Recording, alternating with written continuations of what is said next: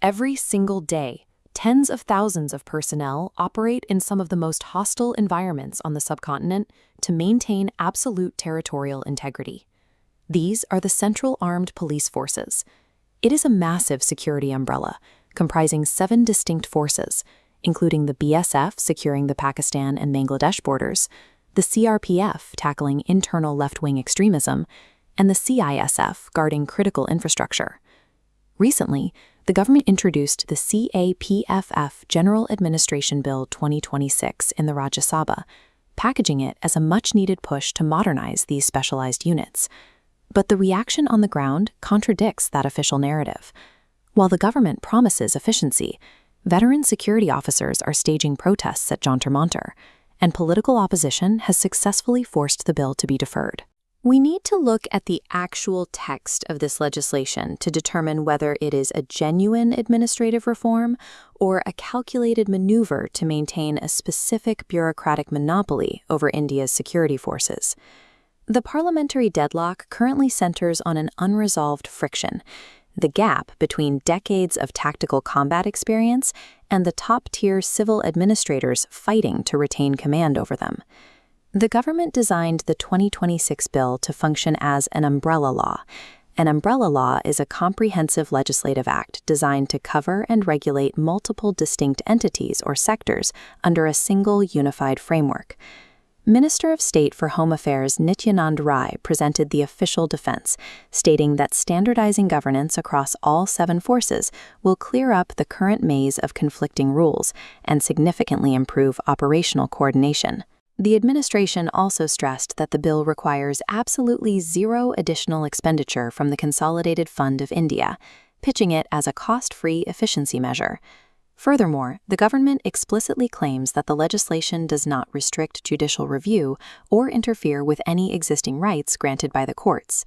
However, reading past the top-line summary reveals a highly specific administrative mechanism. The bill actively locks a vast percentage of high-level administrative posts, reserving them exclusively for external civil officers. This lack of a financial footprint allows the debate to shift entirely toward the bill's administrative heart, a new permanent legal framework for how these forces are actually commanded. To see how this lock works, we have to look at the mechanics of deputation. Deputation is an administrative process where civil officers, specifically from the Indian Police Service, are temporarily assigned to lead CAPF units before eventually returning to their home state cadres. This 3D hierarchical pyramid diagram maps out the leadership ranks of the CAPF, divided into distinct structural tiers from Deputy Inspector General at the bottom up to the Director General. The 2026 bill enforces strict numerical quotas on these top tiers. At the Inspector General rank, the law mandates that exactly 50% of all positions must be filled by IPS officers on deputation. Moving up to the additional DG rank, that external quota increases to 67%.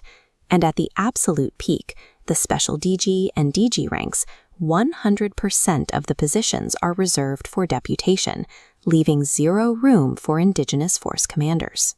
This mathematical structure legally and systematically guarantees that the Indigenous cadre officers who dedicate their entire lives to these specific security forces can never actually lead them. This structural lockout is what triggered a 13-year legal battle, eventually granting CAPF personnel Organized Group A service status. Organized Group A Service, or OGAS, is an official civil service classification that guarantees regular career progression and specific salary scales.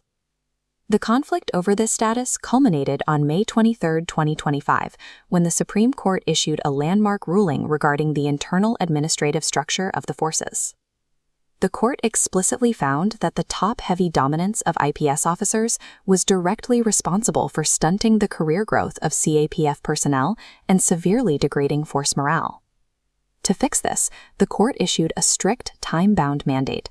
The government must phase out IPS deputation in DIG and IG posts within 2 years. The central government immediately filed a review petition to challenge the mandate. In October 2025, the Chief Justice's bench explicitly dismissed that petition, cementing the order. Having lost the legal battle in the nation's highest court, the government introduced the 2026 bill. This is the only remaining method to override the Supreme Court's mandate, using legislative power to rewrite the rules. The bill achieves this through a deliberate linguistic loophole.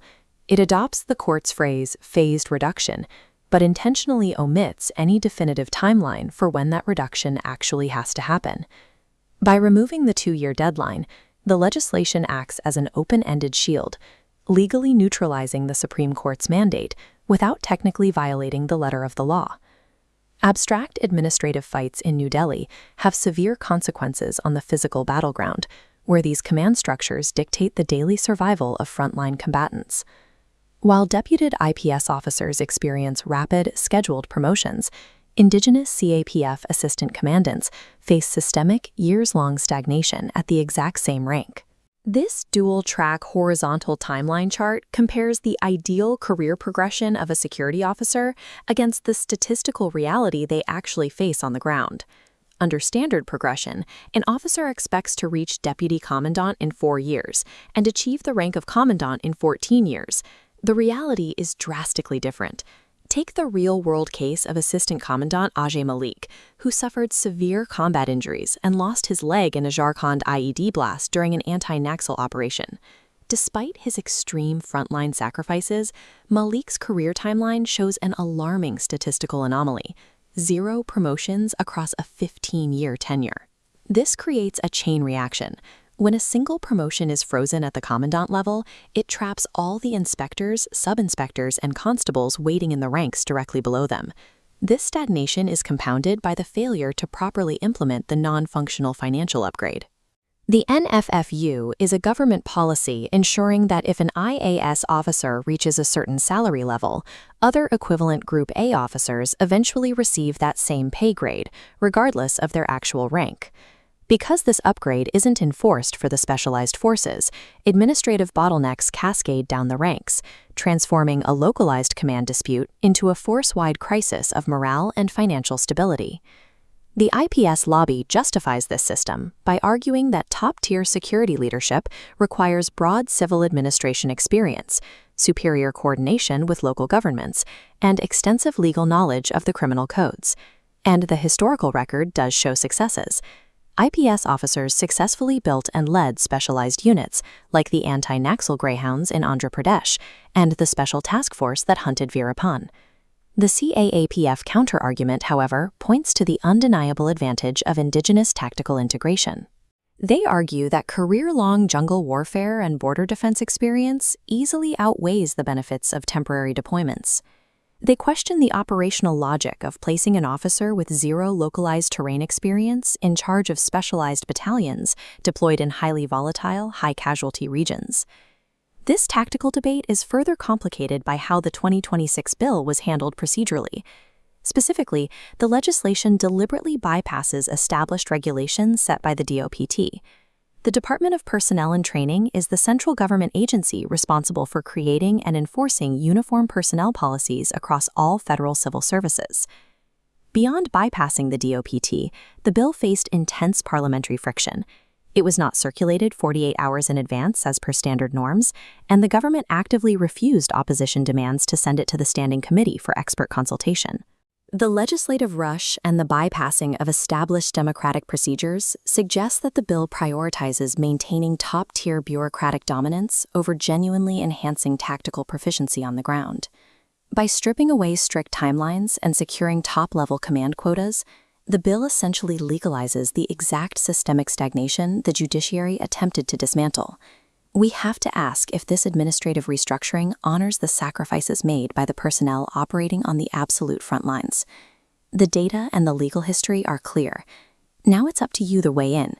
Is the 2026 bill a necessary masterstroke for national security coordination, or a calculated injustice to India's specialized forces?